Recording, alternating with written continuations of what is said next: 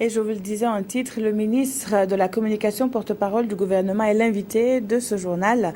Monsieur Alain-Édouard Traoré, bonjour. Bonjour. Alors, cela a été un signal fort d'accompagner ces communicateurs et spécialistes de l'information à découvrir le musée national. Et oui, comme vous savez, c'est un engagement que j'ai déjà pris et avec la direction générale de ce musée et pour travailler à faire en sorte que le musée national du Burkina soit davantage connu. Et je pense que je fais simplement le travail qu'on m'a demandé de faire. Alors, c'est donc aujourd'hui, en fin d'après-midi, que s'ouvriront les universités africaines de la communication de Ouagadougou, UACO. Et le thème choisi, Jacques Lamissa Darpaga nous le disait, donc c'est communication, paix et démocratie en Afrique. Alors, on peut dire que ce thème-là est plus que d'actualité. Et ce thème est vraiment plus que d'actualité, et ce qui justifie d'ailleurs son choix. Et vous savez, les UACO constituent aujourd'hui une plateforme où les communicateurs, qui jouent un rôle extrêmement important dans nos pays, et peuvent approfondir des réflexions. On s'est demandé, en 2013, de quoi parler.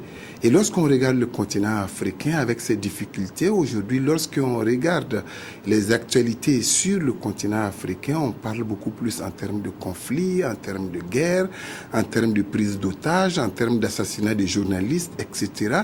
Et je crois que cette actualité nous a interpellés et nous a motivés à choisir ces thèmes.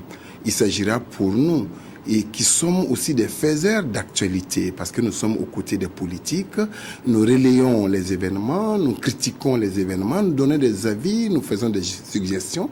Et il s'est agi aussi pour nous d'approfondir en dehors justement de l'actualité ces questions pour voir comment est-ce que la communication peut se mettre au service de la paix et de la démocratie sur le continent. Et voilà pourquoi le choix de ces thèmes, et nous pensons justement de la session des UACO, arriver fondamentalement à avoir une démarche appropriée qui mette davantage la communication au service de la paix et de la démocratie. Alors les UACO 9e édition, c'est donc ce soir qu'elles vont donc s'ouvrir. Ce sera où et à partir de quelle heure, et surtout quel est le programme qui a été défini? Les UACO vont s'ouvrir ce soir à partir de 18h à l'Institut supérieur d'informatique de gestion à Zogona, et qui est une plateforme de formation des communicateurs dans notre pays. Vous savez, les UACO, c'est aussi, je dirais, une démarche fédérative de l'ensemble et des catégories et parties prenantes de la communication. Et nous avons les instituts de formation et nous avons les journalistes et stricto sensu et nous avons les agences de publicité et nous avons d'autres catégories de communicateurs, et nous essayons d'ouvrir ces universités à cet ensemble d'acteurs à travers un partenariat. Et c'est dans le cadre de ce partenariat que l'ISIG nous a offert gracieusement d'accueillir la cérémonie d'ouverture avec quelques aspects qu'il souhaite mettre en œuvre pour permettre de magnifier aussi les processus de formation des journalistes. C'est pourquoi la cérémonie d'ouverture a lieu cet après-midi à partir de 18h à l'ISIG. À partir de demain, nous allons aller directement aux travaux, et c'est à l'hôtel Azalaï Indépendance. Nous allons avoir un colloque, et ce colloque justement va porter le thème pendant 3 jours où les communicateurs vont pouvoir approfondir la question de la paix et de la démocratie sur le continent africain. À côté de cela, nous aurons au niveau justement de l'hôtel Azalaï Indépendance, nous aurons une exposition et une vitrine justement des catégories de la profession, avec des outils, des démarches, des supports, et que nous pourrons exposer dans le cadre justement de cette exposition. Voilà de manière essentielle, je dirais, les activités qui sont envisagées, et ça va durer 3 jours. La clôture c'est prévu pour le samedi. Mais à côté de cela aussi, nous avons une rubrique spéciale intitulée à la découverte des médias, où nos invités internationaux vont aller dans les organes des médias, visiter les médias, s'entretenir avec les médias pour voir la bonne tenue justement de la profession dans notre pays, mais aussi les difficultés auxquelles sont confrontés les communicateurs de notre pays.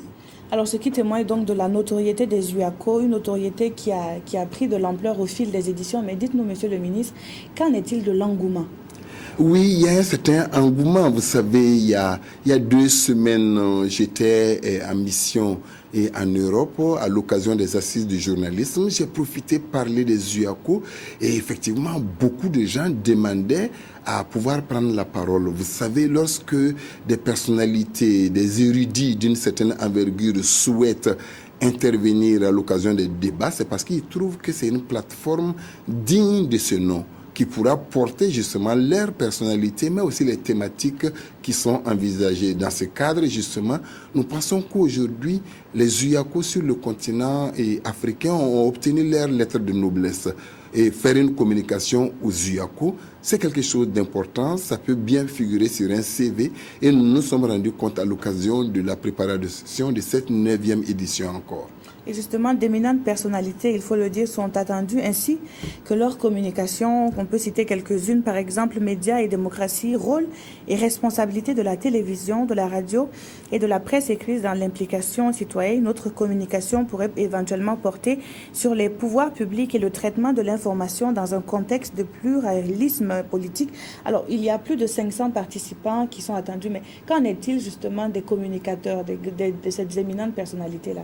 Oui, comme vous l'avez dit tantôt, nous avons plusieurs catégories. Nous avons les communicateurs nationaux, nous avons les communicateurs du continent africain et nous avons des communicateurs qui nous sont venus du continent américain et européen.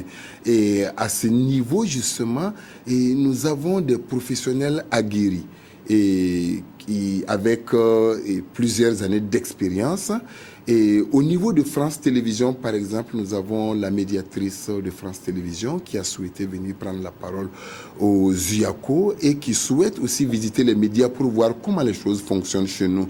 Nous avons des universitaires, d'écoles, d'instituts de formation et nous avons le secrétaire général de l'Union de la presse francophone. Nous avons le secrétaire perpétuel de l'Académie d'Outre-mer. Nous avons un certain nombre d'institutions qui ont envoyé leurs plus hautes personnalités pour pouvoir prendre la parole et voir comment les choses fonctionnent chez nous. À ce niveau, nous avons même eu des difficultés pour pouvoir loger tous les communicateurs parce que la durée de ces universités ne permettait pas de prendre tout le monde en compte. Mais bon, nous avons essayé de regrouper parfois sous forme de panel afin que chacun puisse avoir de 3 minutes à 5 minutes, puisse pouvoir prendre la parole un temps soit peu pour pouvoir intervenir. Alors, les UACO sont à leur 9e édition. Quelles sont vos attentes justement vis-à-vis de la tenue même de ces universités, mais aussi des acteurs nationaux? Nos attentes, c'est toujours l'excellence de la profession. Vous savez, et le mérite même de la profession de journaliste, c'est son excellence. Cette capacité